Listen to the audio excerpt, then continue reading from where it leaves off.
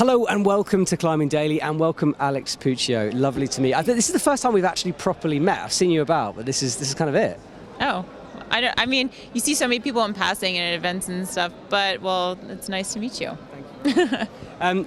Just for people who don't know where we are, just explain what you're doing here and why you're in this gym near Geneva.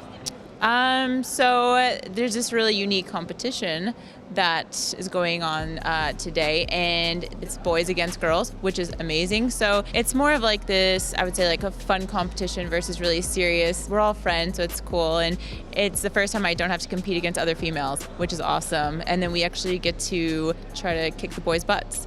Just to let you know, Mikkel was upstairs just now, and he's pretty keen on Team Boys winning. Just to give you a little bit of impetus for the competition. I mean, he doesn't know who I am then, because I get very motivated to try to show up the boys in a fun way, of course.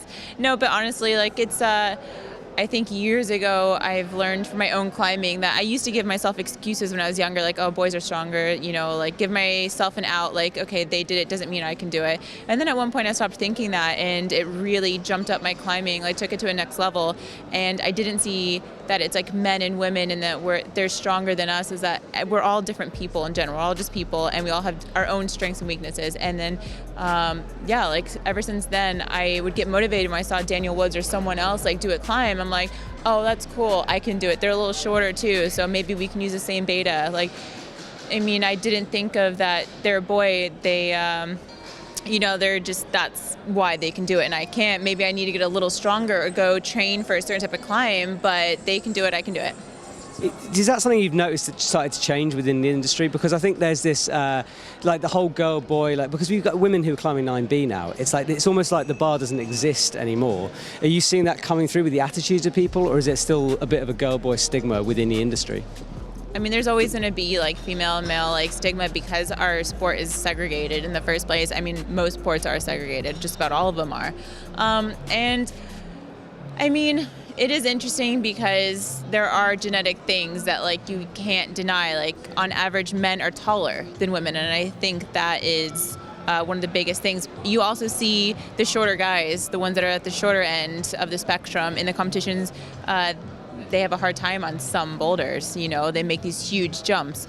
But then, you know, you see in the women's category, the really tall girls, they sometimes have a hard time because then, you know, they're on the other side of the spectrum. So I do think that bridge is, the gap is closing for sure. And it's really cool to see also more women are just getting involved into the sport. So I think that was a big thing that was separating it before, that the men were just like outnumber the women by a lot. And that's not the case so much anymore. And I think Other Women Climbing Strong is just motivating other women to go out there and do the same thing, and not to see gender as, you know, a separate thing that we can all climb together and it's fun. So often online, you've seen and you know of these amazing training routines and things that you do. Is that just something you've always done and that you've always enjoyed as an aspect of the sport, or is that something that you've learned and you've trained and you progress, or is it just part of your DNA? Is it just what you do? I think a lot of my videos came from like the one-arm stuff and everything. I never trained. The first time I ever tried a one-arm, I did it when I was 16. So it's not something I ever trained. I would say it's something, and I was saying a one-arm pull-up, I was just naturally, genetically good at. And I think it's, you know, I genetically grow muscles really easily, apparently. This is a trait that I'm known for. I wish I had that trait. So Alex, I just want to quickly talk to you about competition climbing, because it's something you were known for, something you got very bad injuries, you stepped away from a little bit, you started coming back into it. Is this something you're going to carry on, or are you done with it, or do you just do it whenever you want and you want a bit of a competition challenge? I don't really believe in like retirement for myself, at least at this point in my career. Like I'm about to be 30 in a month or two. And I don't know, I just don't want to do, I'm not going out for the Olympics or trying out for the Olympics this time, because I just don't enjoy training for all three disciplines. I just don't really enjoy speed climbing. So it's not where my happiness lies. And if it was just bouldering, yeah, I would have trained for it and I would have gone for it. I have this love, I would say 50-50 for maybe actually a little more for outdoor climbing than I do competitions. But then I get this bug where I want to like, or like an itch that I like really want to go do a competition again. So I still do them. I love them. You know, that's part of the reason why I'm here. I'm still going to do some other big competitions, but so no World Cups for me this year. You have to be on like an overall team really this year for like all the disciplines for America, and it's not something that I was passionate about. So I'm gonna enjoy the year climbing outside majority of the time.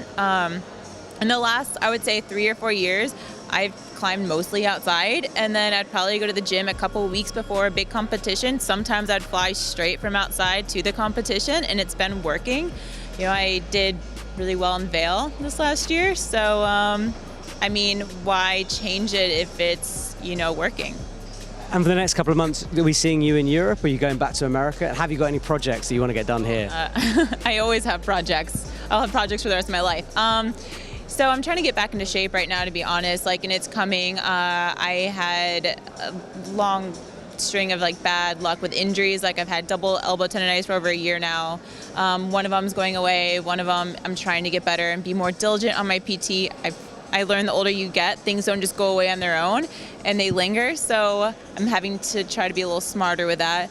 Climbing outside definitely helps. I think climbing inside, it just is more wear and tear in the body. And like the jumps and everything you see now, it's like on your shoulders and everything. So climbing outside, I think, helps. Doing more PT, being a little smarter as I get older.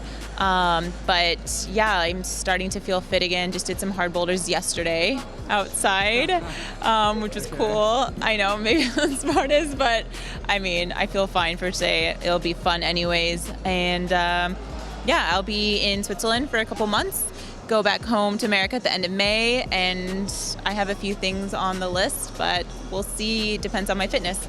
Well, look, best of luck tonight with the competition. I'm firmly team girl over here, so yeah, hope you kick ass. Thank you.